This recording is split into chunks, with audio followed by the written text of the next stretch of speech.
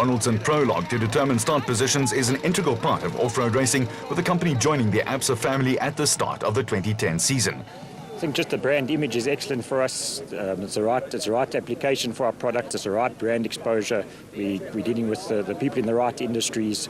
And it's a family event. It's great to see all the people out here. Just look around. Yes, there's other brands, but there's people, there's families, there's involvement in the sport, and that's what we really want. We just want to be exposed to that involvement in a sport that's really doing well for the whole fraternity.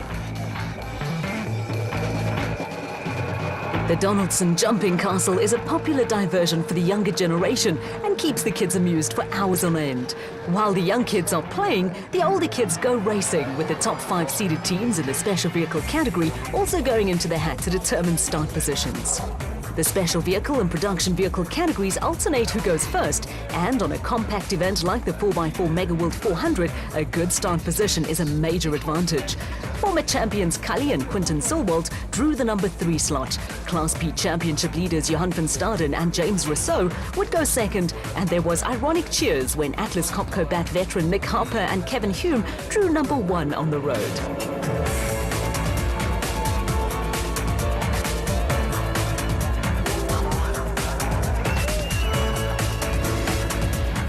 Warm late winter's day conditions on a flat stretch of water was perfect for a family swim, while on dry land, Donaldson Prologue specialists Colin Matthews and Alan Smith scorched to the fastest time among the special vehicles.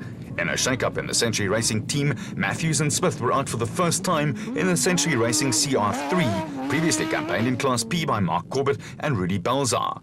Just over a minute behind the Century Racing car were Bevan Bertolt and Donnie Stassen in the new Lab 88 bat. Bertolt is a flat-out racer and was being chased by reigning drivers champion Evan Hutchison and an off-road motorcycle champion Daryl Curtis in the Motorite bat. Curtis has taken over co-driver duties from Achim Bergman and was joined at Carnival City by another off-road bike star in Spencer Creel, co-driving for KZN driver Lance Trethui.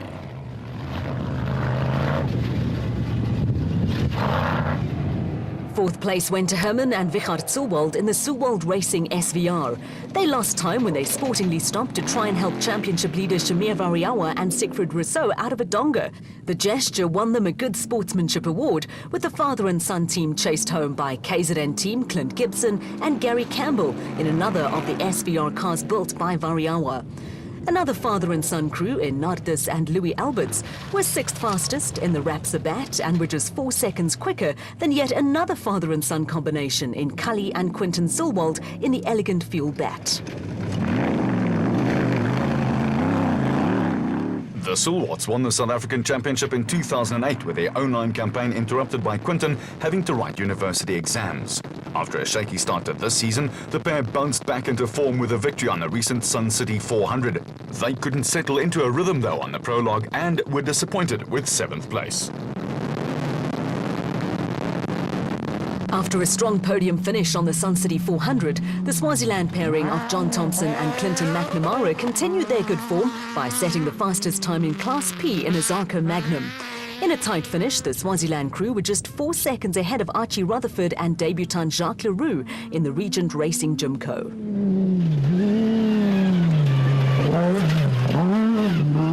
Hot on the heels of the Jimco were Louis and Yolinda Fourie in one of the early bat models. The pair was also putting in a strong showing at Sun City, and with championship leaders Johan van Staden and James Rousseau delayed by an early puncture, 3rd place went to rally driver Etienne Lawrence and Philip Hurselman in the first of the Atlas Copco cars.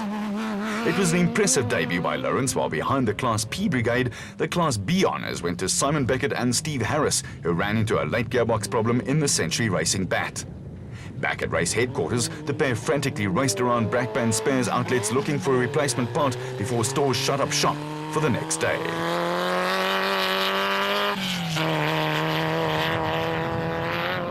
With OR Tambo Airport just up the road from Carnival City, the skies are busy. It was also busy down on the ground, with former Blue Bull scrum half Kutsia Labuskaghni and daughter Sandra setting the 2nd quickest time in Class B in the Race Sonic Zarko. Labuskaghni and lifelong friend and business partner Johan Gerber were production vehicle stalwarts for years, with the former Blue Bull now concentrating on competing in the special vehicle category in a car prepared by veteran former champion Gil Nel. Behind the Labuskachni's third place went to veteran Bez Besadenhout and daughter-in-law Lindy, who are joint Class B championship leaders in the Adenko bat. Colin Matthews was happy to share some thoughts with us. The route is great. It was very technical. You had a lot of, in, left, out, right, lots of tricky stuff to catch you out. So you had to be awake. But it's a lovely route. Audrey Routes is always out here putting out, awesome technical, challenging routes.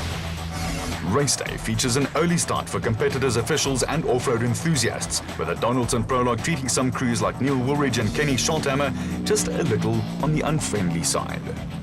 Yeah, unfortunately yesterday we broke a part in the gearbox, which is a very uncommon part. Everyone runs the same gearboxes, but we're the first one ever to break it. I think it's probably because of all the torque that the Ranger's got. The diesel's pushing out a huge amount of torque, so maybe that's a part we need to change more regularly. Fortunately, we had a spare part, so it's not a major issue from that point of view, but from a starting position and race point today, it's a real problem, because we started the mass start, half an hour behind everybody else, and I don't know, 50, 60, 70 competitors in front of us, so it's not so much the competitors, it's the dust, so we got a long day ahead of us. Enthusiasts were streaming into Carnival City for the only race in the ABSA off-road calendar that is Gauteng-based. Although competitors have to deal with increasing tension as the start approaches, there was a festive air among spectators looking forward to a great day's entertainment.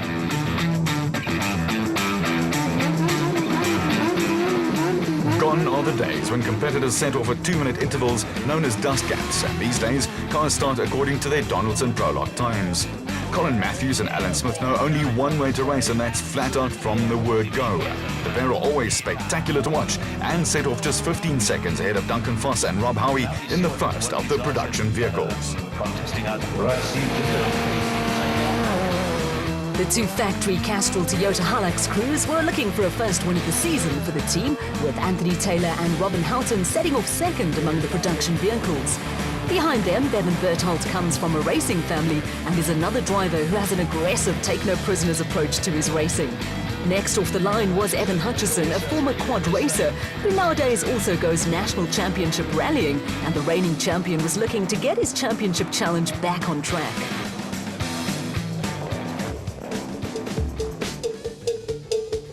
The first loop of the 4x4 Mega World 400 was a tight 26-kilometer section bordered on the one side by the R23 road to Heidelberg.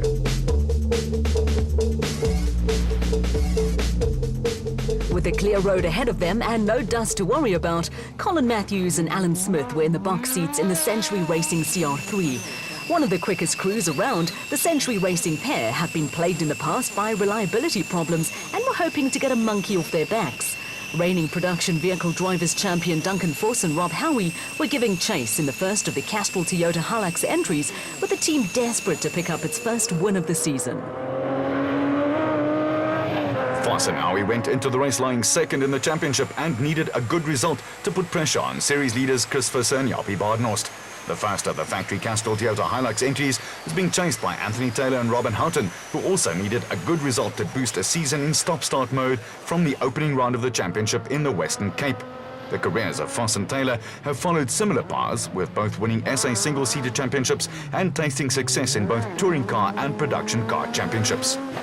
Bevan Berthold is a former Toyota factory driver and, along with Donnie Stassen in the Lab 88 bat, was still in second among the special vehicles. Berthold's father Bodo is the oldest active driver in the ABSA Off-Road Championship, and brother Gary heads up the Atlas Copco team. The first priority for Berthold and Stassen was to keep at bay reigning champion Evan Hutchison and Daryl Curtis in the Motorite bat. A strong podium finish on the Sun City 400 saw Baden Tyre Services pair Thomas Rundle and former SA champion Juan Moore finally produce the form expected of them in the X-Force Championship winning Nissan Navara.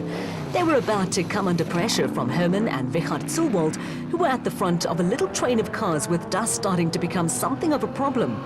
Championship leaders Chris Visser and Jaapie Badenhorst were still fourth among the production vehicles, and tucked in behind them were KZN pair Clint Gibson and Gary Campbell, the always spectacular Nardis Alberts with son Louis alongside him in the Rapsa bat. At the back of the train, Cully and Quinton Zulwald in the Elegant Fuel bat had their sights set on finding a way past the Rapsa car.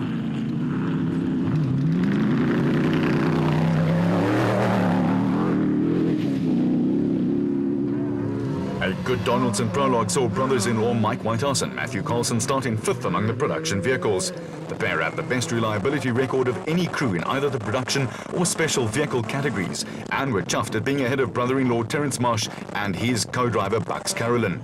There's a friendly rivalry between the two crews, with Marsh and Carolyn earning bragging rights by winning the Sun City 400. The Sun City 400 proved to be a nightmare for the Rustenburg-based father and son team of Willem and Dana Vos.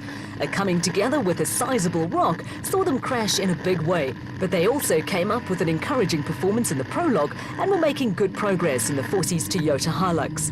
Punctures probably cost crews more time on off-road races than any other mishap, and on more than one occasion have cost teams a race win. For the Vossies, a promising start to the day came to a temporary halt when the Toyota picked up a puncture that was going to cost them a couple of minutes.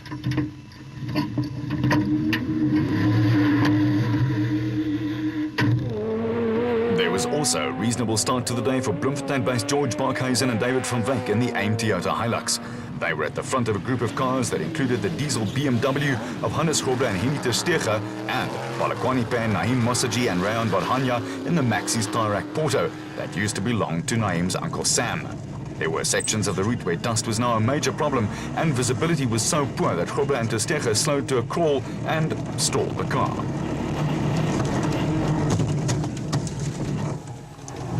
When they again had steerage, Grobler and ter Steege were faced with a wall of dust. Following the route was almost impossible. Discretion was the better part of valor, and first Musaji and Bodhania, and then the Rubicon Racing Ford Ranger of Lodebrain and Rian Greiling stormed past the BMW. As the Rubicon car disappeared into the distance, it left behind a plume of thick dust. Another Free State crew in Peter Ruthven and Rudy Brits in the Rubicon Toyota Hilux had also made a steady start to the day. They were headed for a dusty part of the route, and following in their wake were Nick Harper and Kevin Hume in the Atlas Copco Bat. Hume is a member of the Atlas Copco technical team and was pressed into co-driving duties at Sun City when Ryan Harper injured his shoulder in an off-road motorcycle accident. Harper's injury had not yet healed, with Hume again swapping spanners for a roadbook.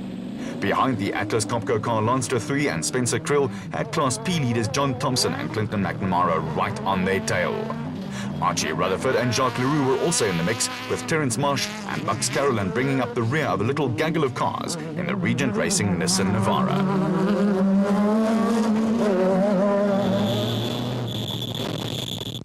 Both Marsh and Carolyn are former South African champions, and after a shaky start to the season, hit back with a win on the Sun City 400. They were caught in the dust behind Regent Racing teammates Rutherford and Leroux, and in these conditions, overtaking was a maneuver fraught with danger. Class D was led by the 4x4 Mega World Toyota of Dion Venter and Ian Palmer, but for early race leaders Colin Matthews and Alan Smith, the reliability bogey had struck once again. We had about a minute and a half lead, and just 10 k's back the fuel pumps let go. Brothers Keith and Andrew Macanetti were looking for their first finish of the season in Class B and sailed past the 4x4 Mega World Toyota Hilux of Pikila Beskagni and Rikus Erasmus, which had the early lead in Class E, with both cars heading towards a dust storm.